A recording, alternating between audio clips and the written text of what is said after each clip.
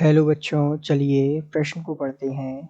समान आयतन के दो बंद पात्र जिनमें P1 दाब तथा T1 ताप पर वायु भरी है को एक पतली नली द्वारा जोड़ा जाता है। यदि एक नली का ताप T1 पर स्थिर रखा जाता है तथा दूसरी नली का ताप T2 पर स्थिर रखा जाता है तो पात्रों में दाब कितना होगा।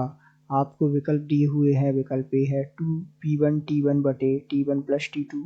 विकल्प बी है T1 बटे 2P1 T2। विकल्प सी है 2P1 T2 बटे T1 प्लस T2 और विकल्प डी है 2P1 बटे T1 प्लस T2। तो आइए बच्चों, मुख्य अवधारणा को समझते हुए हम इस प्रश्न को हल करते हैं तथा विस्तार पूर्वक इस प्रश्न के संदर्भ में चर्चा करते हुए सही विकल्प का चुनाव करते हैं। तो यहाँ जैसा कि हम जानते हैं कि पात्र में क्या होगा, N1 प्लस N2, इनके मूलों की संख्या बराबर हो जाएगी। यहाँ हम इसे मान लेते हैं N dash plus N2 dash. अब चूंकि जैसा कि हम जानते हैं PV बराबर होता है nRT। अब यहाँ पर हमें चूंकि N को एक तरफ ले लेते हैं और यहाँ इसे लिख सकते हैं हम PV बटे RT। तो चूंकि ध्यान दीजिएगा यहाँ B और R दोनों के लिए समान होंगे तो ये तो नियत हो जाएगा, अर्थात यहाँ से डायरेक्ट हम मिल जाएगा P बटे T जो हो जाएगा।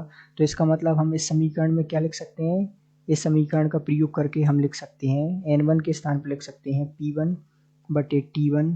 इसी प्रकार N जो है यहाँ पर लिख सकते हैं P1 प्लस T1 और जो है N1 डैश के स्थान पर लिख सकते हैं P बटे T1। प्रश्नानुसार इसमें जो है दाब हमें ज्ञात करना है जो कि समान रहेगा अंत में T2।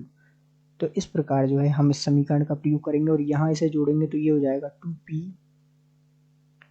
T1, चूँकि ये जो है 2P1 अपॉन T1 और यहाँ आ जाएगा ये P को हम जो है यहाँ बाहर ले लेंगे और ये हो जाएगा T1 प्लस T2 बटे T1 गुणा T2।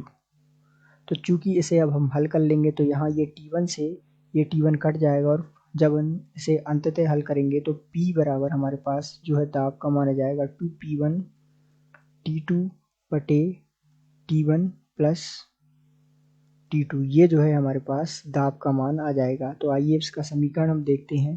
तो ध्यान दीजिएगा 2P1 T2 बटे T1 प्लस T2 जो है हमें विकल्प सी में मिल रहा है। तो इस प्रकार हम कह सकते हैं कि जो पात्रों में दाब कितना होगा, उस दाब का मान विकल्प सी में दिया हुआ है, अर्थात दिए गए प्रश्न का सही उत्तर विकल्प सी है। आशा करते हैं आपको समझ आया होगा। धन्यवाद।